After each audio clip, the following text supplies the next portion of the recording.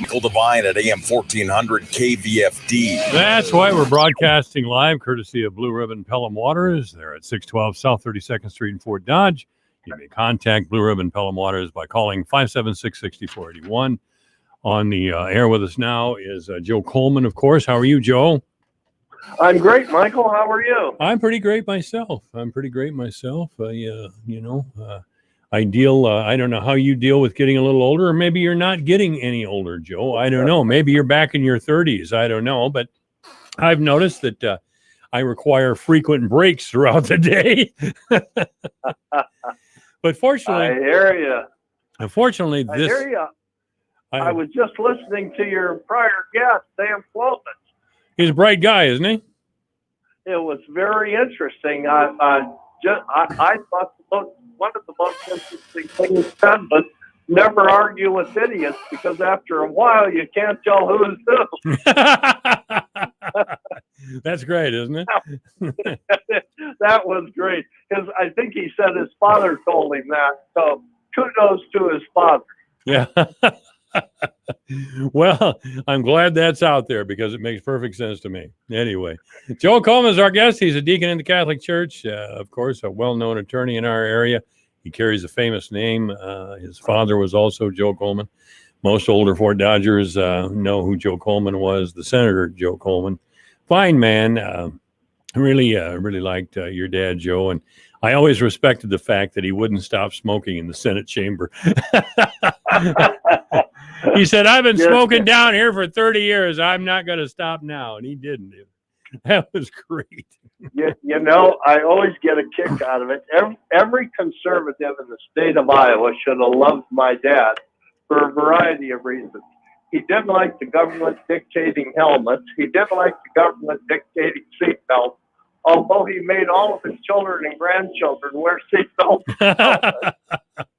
Well, he didn't like the idea that we should have to stop smoking if we didn't want to, and he was rabidly pro-life, and yet he was a lifelong Democrat. Well, he was a Catholic Democrat. None of those positions that you laid out are unfamiliar to me. The thinking is very familiar to me.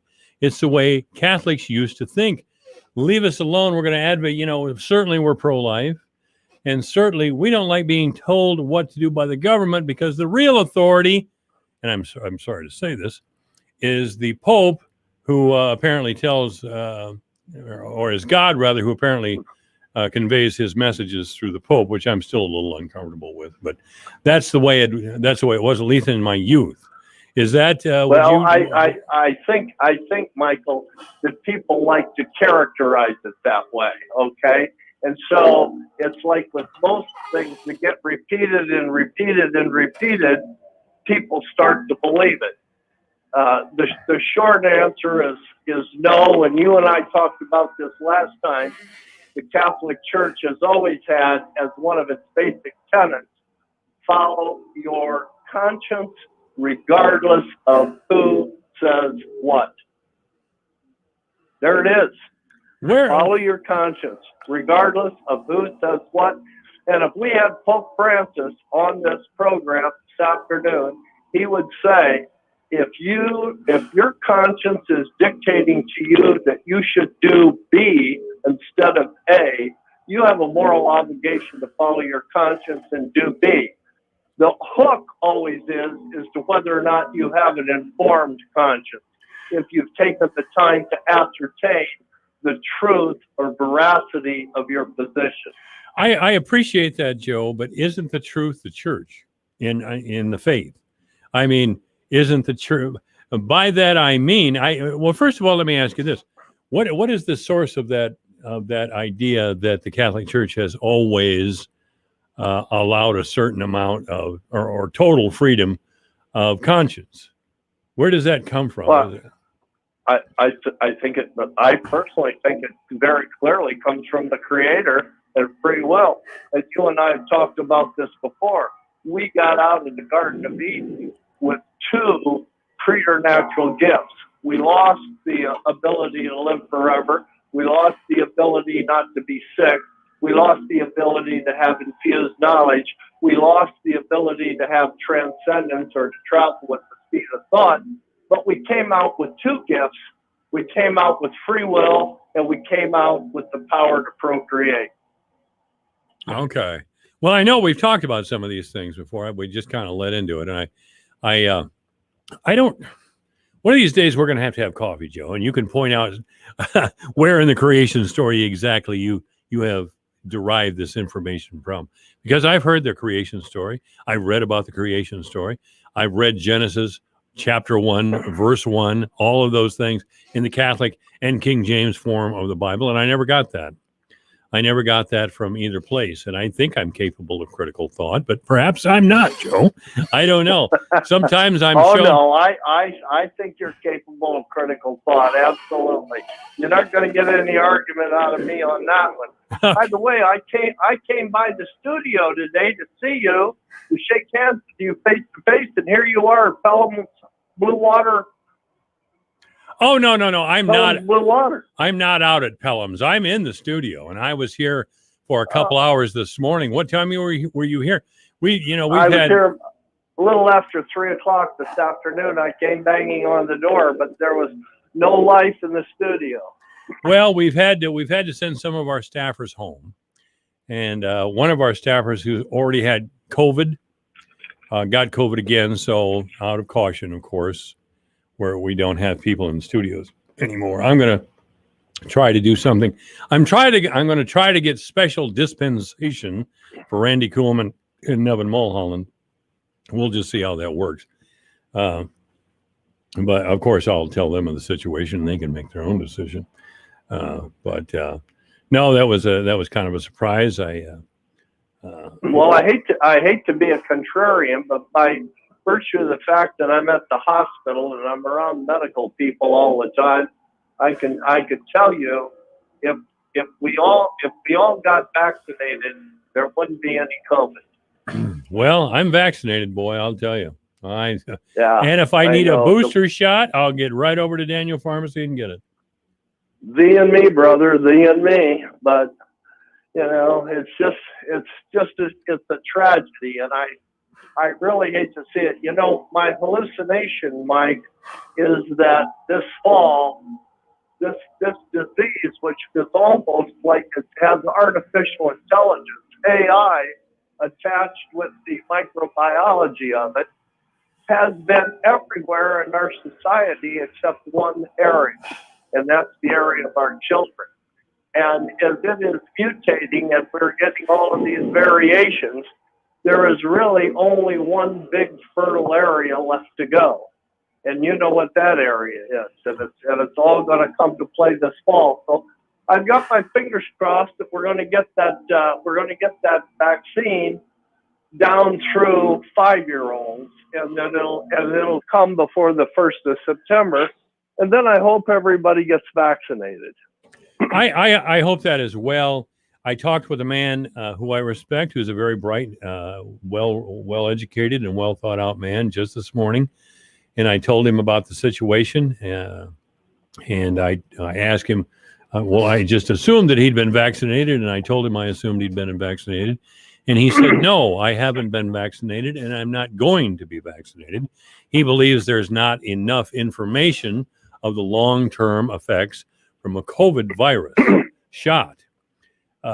So I didn't really want to go into it with him, but let's just say once again that he's an educated and intelligent man, and I think he's probably done some research and decided not to be vaccinated.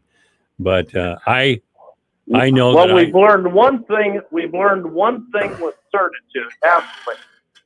That this virus has killed over 500,000 people in our country.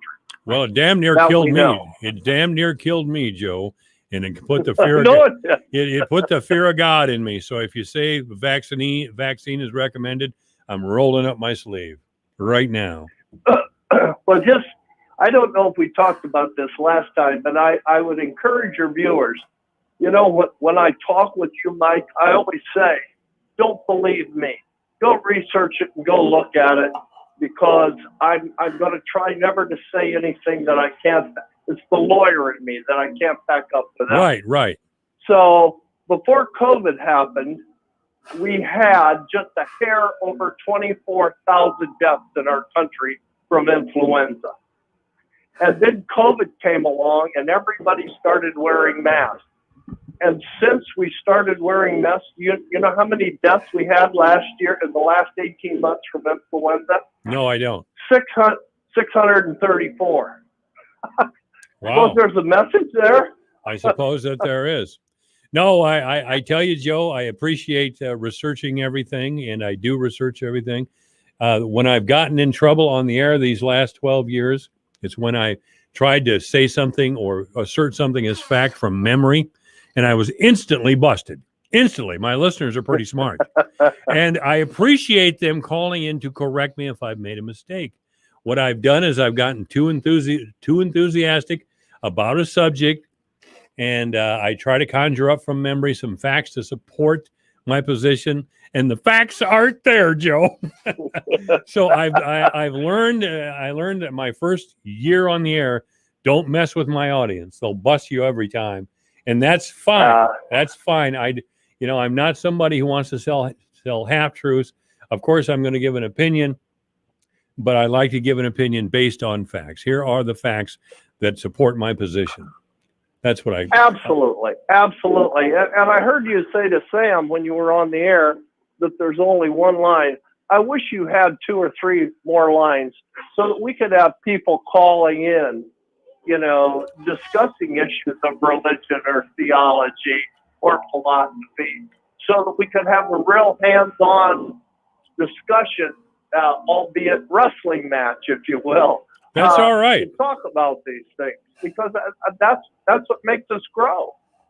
There was a book out for young people some years ago by a very young pastor, a Protestant pastor, and he named his book "Wrestling with Jesus," and I thought that was kind of an interesting title. So my son was getting ready to go off to Iraq on his first tour, and I bought it for him, and I read a little bit of it before I gave it to him. And the young pastor had a great point. He said, "Don't accept everything. Don't accept everything the Bible says." He says, "I'm not a biblical absolutist. If you want to point to a biblical passage, fine, but wrestle with it. Wrestle with the idea of God's will. There's nothing wrong with thinking about your faith or thinking about faith. If you have no faith, it's good to wrestle with it. But think about Mike, you are so right, and I'm chuckling because when I got ready to give my first homily after I became a deacon, I think I told you my younger brother Kevin was in the Jesuits for 8 years, and he left right before ordination. And I was talking to him about what I should give my first homily on, and he said, "Why don't you give a homily about the Hindu guy that wrestled with God?" And I said, "What in God's name are you talking about?" He said, "Well, Joe," they call me Joey instead of Joe in my family. He said, "Joey, there was the average Hindu has to spend 7 lives on this earth before he converts and gets to Nirvana, okay, where he doesn't come back." And he said, "But there's this one Hindu guy that he was always shaking his fist at God, and he was complaining to God. He was fighting with God all the time. And he was always wrestling with God." He said, "You know how many lives it took him to get to Nirvana?" I said, "No." He said, "It took 2." And I said, 2? He says, "Yeah, Joey, there's a message there." He was engaged with God. That's what God wants. He wants us to engage with him, and he loves that in us. And I think there's a point there, speaking of points to be made. I thought for a while when you were describing this man who always shook his fist at God and wrestled, I thought you were talking about me for a minute, but okay, I'm good with that. I want to talk. I want to talk with you because I'm assuming there's more than just Catholics listening. Perhaps I'm wrong. Maybe just my mom is listening. I don't know, but at least she's Catholic. I want to ask you about praying to saints. Protestants have a hell of a time with that. They don't believe in it. They believe in praying to God only, and that I I find favor with that idea. If God is truly God, why are we praying to the Blessed Virgin Mary, for example, or Saint Benedict, or any of the saints? Okay, so fair enough. And there's the perfect thing of the English language. How many words in the English language? Two, and two. C, and C. They all have different meanings, but they're pronounced the same way. Sometimes they're even spelled the same way. But it's how they're used in context and what the meaning is behind them. We do not pray to saints. We do not, if you will, pray to Mary as the saints or Mary being quote unquote God. They are intermediaries whose help we request and ask for in getting grace from God. Now, Joe, let me interrupt you. Let me interrupt you just a moment. The Protestants would say even that is a problem because we want to pray to God, not an intermediary. Well, again, we're back to the word pray. We're not praying. We're making a request. We're making an ask. We're making an inquiry, an interrogative to say, you are already in heaven. You are in the presence of the Lord. Will you assist me with my plea? Will you assist me with my request? Now, I could go into Mary being a mediatrix of all graces and all of the theology behind that, but it's just going to cloud the subject. Suffice it to say, we do not worship Mary. We do not worship saints. We do not pray to them to have them in and of their own power. The only thing that happens is a request. And it's like if I want to hit a golf ball and I've got a terrible lie and I have a chance to ask Tiger Woods or Jack Nicklaus to hit the golf ball for me, aren't we gonna do that, Mike? Of course we are. If it were allowed, we would certainly do it. That's all that's happening. We're just getting an assist. An assist, okay. that's when you break it down that way, doesn't that make sense? Yes, it does. Doesn't that make perfect sense? Yes, it does. The problem is that we get so caught up in our respective theologies, even our respective tribalisms, that we stop listening and trying to understand what the other person is saying. It's that simple. Joe Coleman is our guest. We're going to go to a break here in just a minute. Joe, I know there's a lot of older Catholics that are very hurt that we have shut down most of the Catholic churches in Webster County. What do you think of that? I mean, there's even suspicion and dark suspicions that the church had to close down some of our churches here or the diocese rather, closed down some of our churches to pay off child abuse scandals. Do you have any information on that, or how do you feel about closing the churches in Webster County? And and that is a question that I absolutely want to answer. And it's going to take more than the minute we have before you go to break at 4:30. Can we pick this up as soon as we come back? We'll do that, Joe. We'll be right back. Thank you, Joe. We're with Joe Coleman. This is AM 1400 KVFD, the voice of Fort Dodge. Michael Devine at AM 1400 KVFD. Listen to this. Making radio great again. We are broadcasting courtesy of the Blue Ribbon Pelham Waters people at 612 South 32nd Street in Fort Dodge. You may contact Blue Ribbon Pelham Waters by calling 576-6481. It's exactly 4:30. When the storm clouds build in central Iowa, we'll keep you informed with the Severe Weather Advisor on the voice of Fort Dodge, AM 1400 KVFD. We'll be here communicating with National Weather Service and local and state law enforcement so we can tell you where the storms are and what you need to do to stay out of harm's way. The Severe Weather Advisor is brought to you by Riley Armstrong Plumbing and Heating. Enjoy peace of mind that Riley Armstrong is here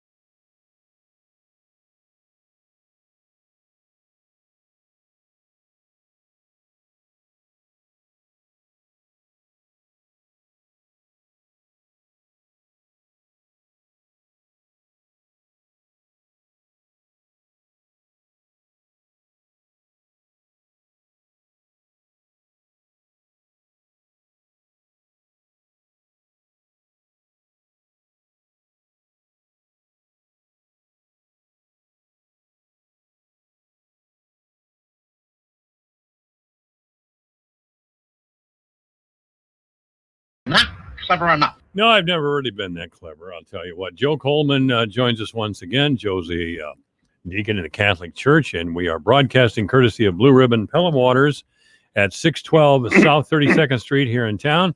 You may contact Blue Ribbon Pelham Waters by calling 576-6481. Joe, we talked just before the break about rumors that are rampant in Webster County, with some people even going so far as to leave the church, at least for a time, that one of the reasons that we closed a lot of the Catholic churches in Webster County was to pay for the lawsuits filed against the diocese concerning child abuse allegations against the clergy. You wanted to talk about that at some length. I understand that. So here's your opportunity. Please let us know what's going on there. Happy to, Mike. First and foremost, I'd prefer just momentarily to take my deacon hat off and put my lawyer hat on, okay? That's fine. First things first. No, in all of the time I've been out and about here in Webster County, nobody has ever come up to me and made that statement to me. But you know it's out there. Well, you tell me it's out there. You tell me it's out there. I know what's out there is a displeasure in the churches being closed. That I understand. Joe, I assure you, I'm not making this up. Well, I wasn't suggesting that. All I was suggesting is what I know. I know you've told me that. No one has told me to my face, nor have I heard that the parishes were closed to pay a bill for sex abuse of the priest of Sioux City Diocese. First and foremost, I would ask the person who said that to me, can you tell me any cases where that has happened? And can you tell me the courts in the northern quadrant of Iowa or in federal court where that's happened? Secondarily, I would go and say, have you seen what has happened in terms of any payouts that occurred? Okay? I think that the short answer on that is going to be silence from the person who presents that to me. I think you're correct, but are you aware of payouts? Never mind Webster County, but are you aware that there were payoffs in regard to allegations of fondling children in the diocese? The short answer to that is I know that there have been allegations. I know that the diocese has issued a list of priests who were credibly accused of that. I do not know what the payouts may or may not have been because I know there's insurance for that, Mike. And I know that there may very well have been insurance payments. I'm not privy to that and knowing that. But what I am privy to is that here in Webster County and the closing of the churches here in Webster County, I have never seen nor heard nor been told any information whatsoever that occurred as a result of payouts for civil suits, period. Well, that's good enough for me, Joe. It really is. I don't imagine there is any way to find out from the diocese since it was an insurance settlement type thing. I suppose then it's confidential. Again, Mike, the short answer to that is I don't know, but it would strike me that it wouldn't be, quote unquote, I don't think it would be confidential from the diocese point of view, because here in the Sioux City Diocese, we have taken an exceedingly open book to what's been going on, who's been accused, what it was about, and the only quote-unquote secrecy or non-disclosure has been to protect the names of victims. If the victims don't have any problem dealing with it, then I can't see any reason whatsoever that the diocese would have a problem. Okay. Well, again, that's okay with me, but we talked a little bit about doing our research. If this is indeed, well, I know it's out there, but how would we then, or how would I research the information and get on the air and say this is true or false? Well, one of the things that I would suggest that you do is the Diocese of Sioux City in Sioux City, Iowa, can be contacted. They have if you will, a public information officer, and those requests can be made. And I don't see any reason why, at this juncture, the diocese would say, "Hey, we're not going to give you that information," because I know the diocese has made public the name of priests. Yes, they have. So, Mox Nix in terms of harm. I mean, the diocese has admitted that, most of this took place, Mike, so that, more than 50 years ago. Well, maybe in Iowa, but that's not the case nationwide. Oh, certainly not. Certainly not. And I'm not suggesting that it is.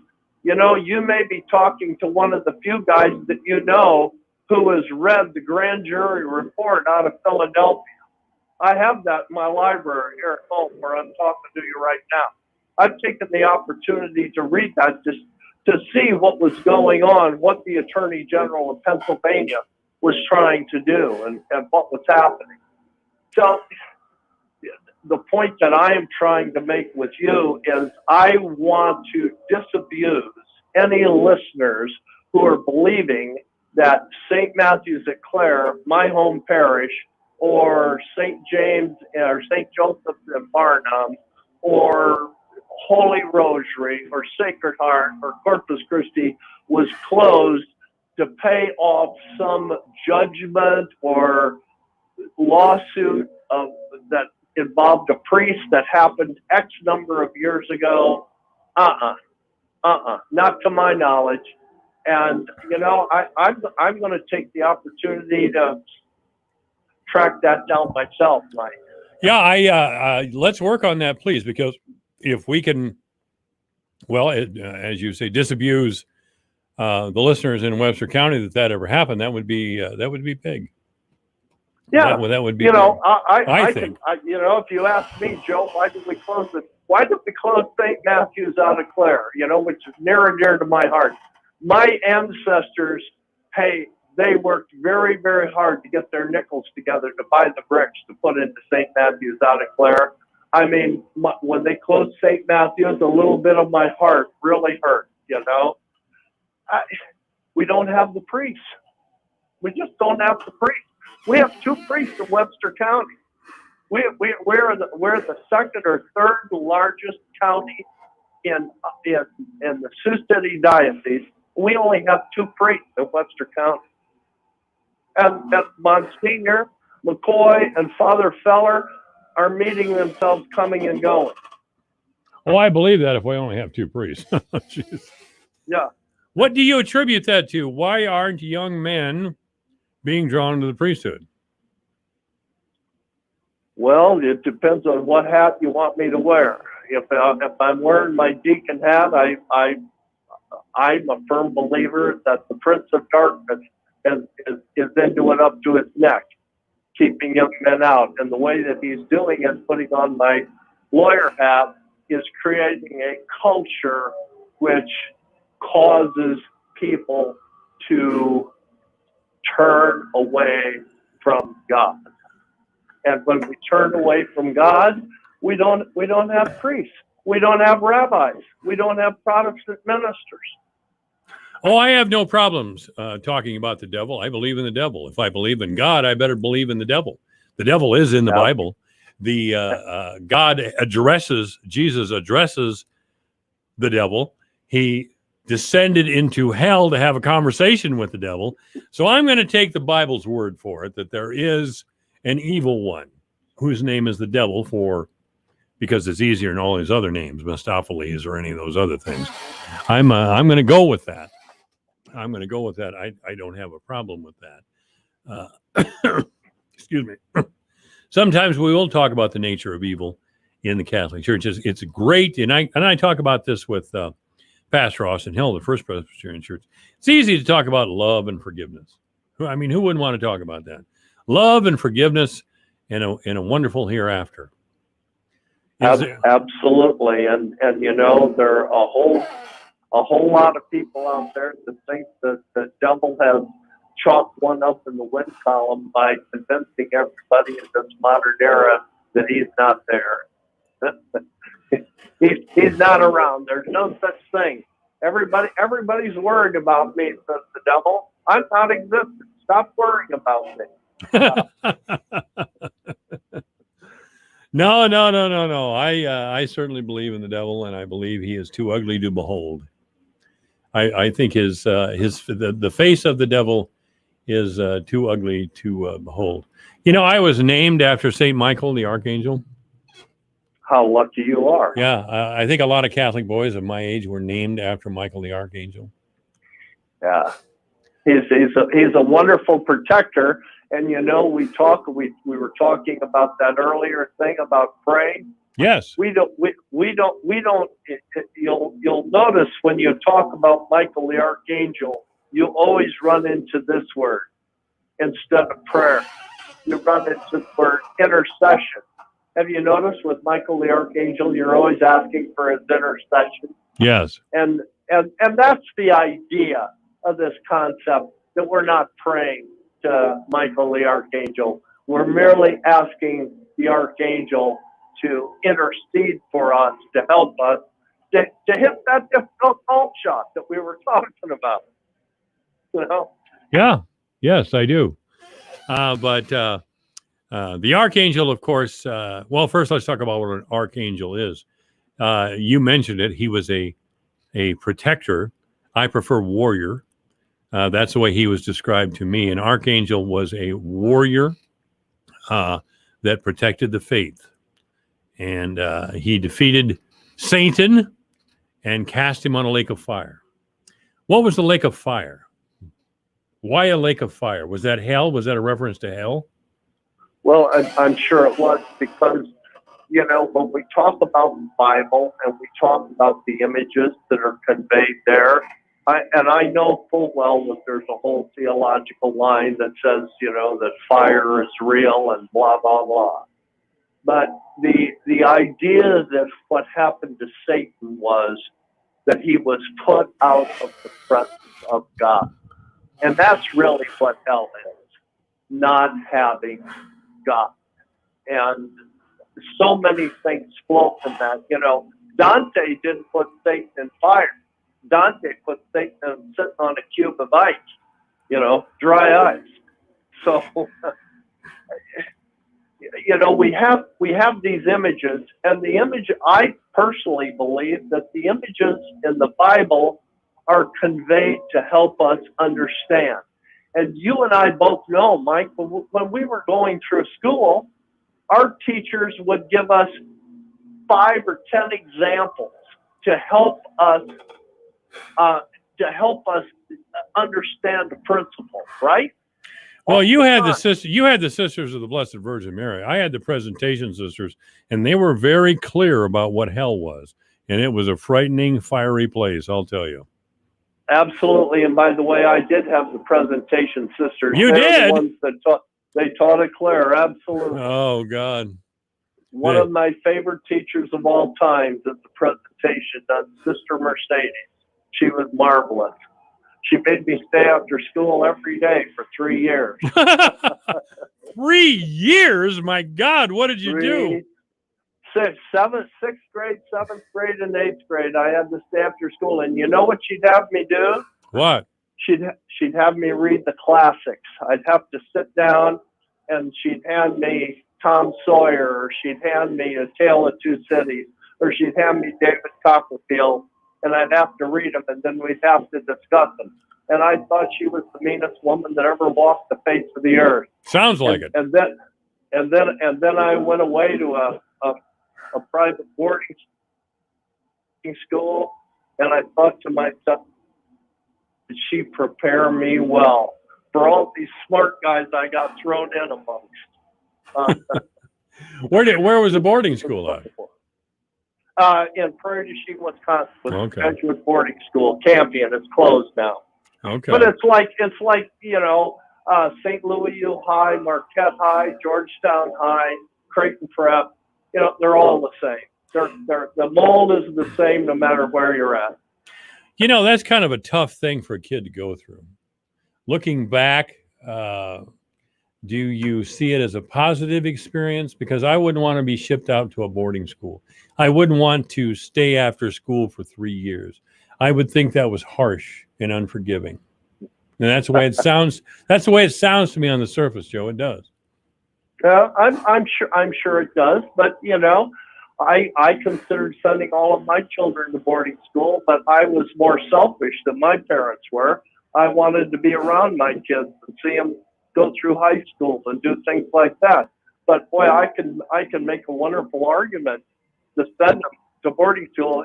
I think it was Winston Churchill that said the Second World War was won on the playing fields at Eton. Prep schools are the Etons of America.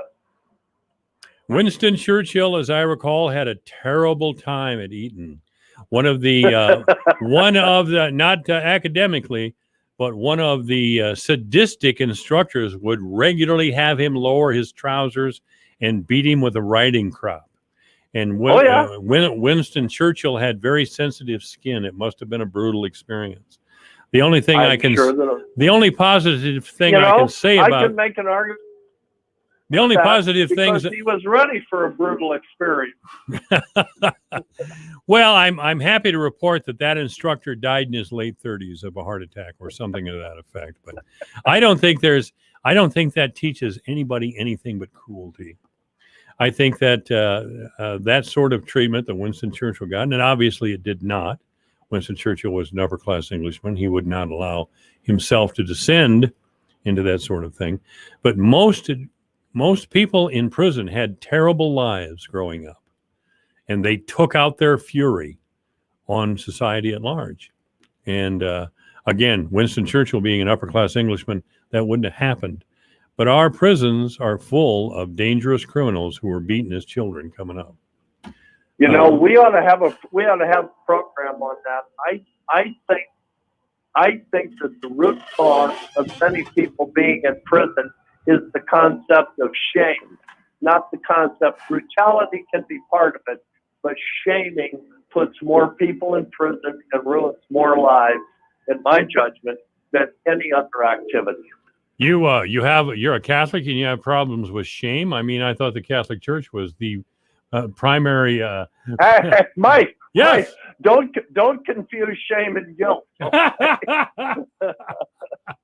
I'm trying not to, Joe. I'm trying not to. Joe Coleman has been our guest. A really lively conversation today, Joe. I look forward to next Monday when we can do it again. And let's try to pick up on some of the themes that we've discussed today and explore them a little bit more. I think they're worthy of discussion. And maybe in a couple of weeks you can come into the studio and we will open up the phone lines and get some input from others. All right, Joe. Thank you, sir. Thank you. All right, it's 5:00. Dave Ramsey is next. This is KVFD Fort Dodge.